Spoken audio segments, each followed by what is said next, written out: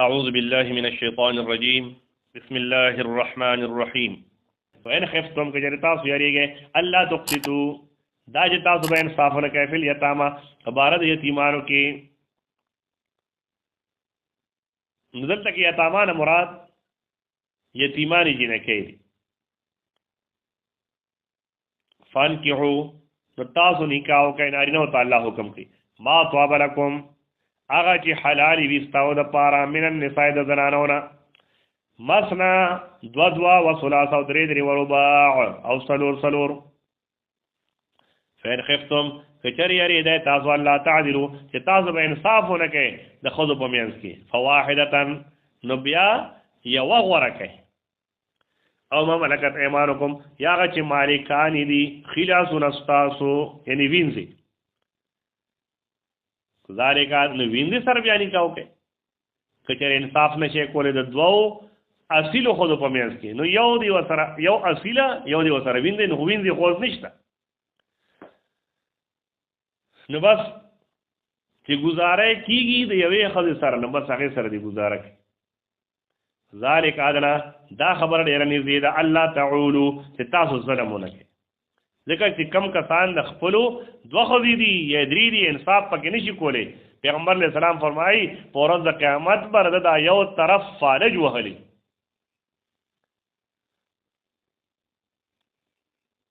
د دې وجه نه نارینهو دپاره الله حکم کوي که انصاف نشي کولی بیا بس په یوه ګزاره کوي واتو النساء او ورکه زنانو ته ان خپل خودو ته صدقاتهن مهرون داغي نحلتن په خوشاله سره فین طبن لكم عن شيء منه فین طبن لكم پس کچری دی او بخی تاسو ته عن شيء منه د یو سیز منه دغه مهرنا نفسا په خوشاله د زړه سره فکلوه نخری اغلرا هنیئا مریئا مبارک هنیئا مبارک مریئا او هضم کیدون کی نو کچری اغي یعنی خذ لگی او خپل مہر کی خاوند ته سماف کړي نو الله تعالی فرمایي دغه په خوراک کې تاسو ته څه ګناه نشته خورای ولا توتو الصفا امر کوي تاسو به وقوفانو تا اموالکم مالون استاذ التي غا جعل الله لكم چې ګرځولې دي الله جل جلاله استاذ د پاره قیاما ذمہواری قیاما ذمہداری تاسو د یتیم مال حواله شوی دی تاسو ذمہواری نو اغي ته مور کوي چې در سو پورې بلوغ ته نه رسیدلی ورزقهم لکه چې دغه وخت والا به وقوفي نه پويږي ورزقهم او ورکوي تاسو دې تفیها پدې کې س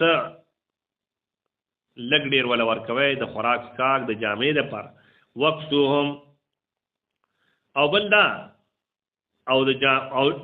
اغوستوي تاسو اغیتا یعنی د جامې تنظیم ولا کوي وقولوا لهم او وای اغیتا قولا معروفا بنا خوري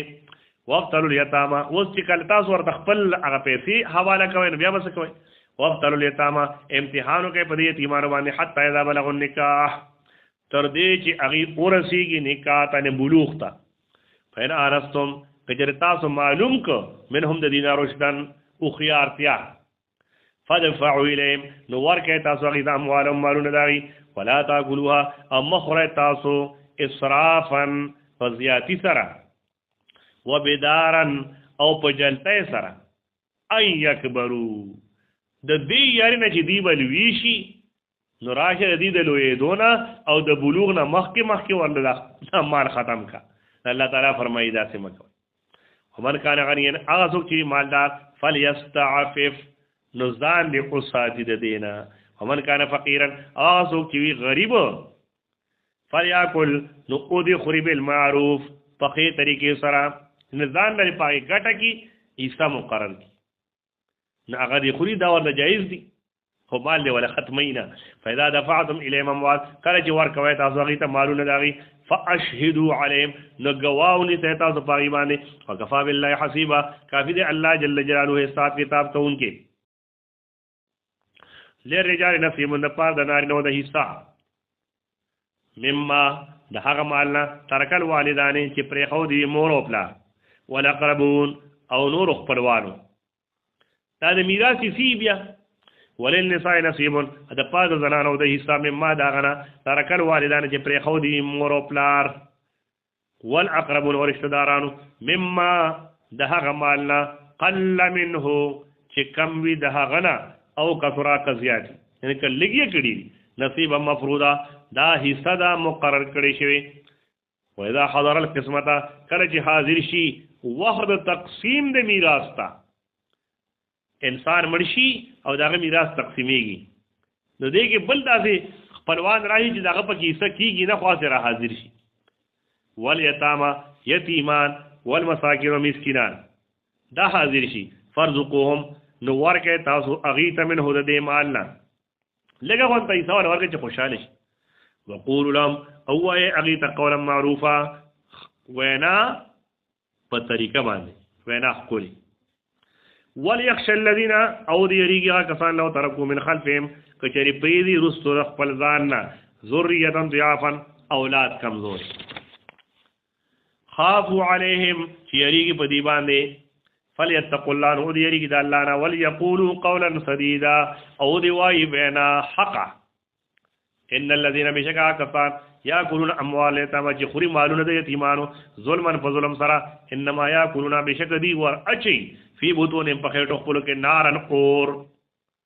وسيصلون سعيرا او زرد چې دی بور داخل شي اور د جهنم تا د یتیم مال خوراک داسې دی لکه چې د خپل خېټه کې وره چي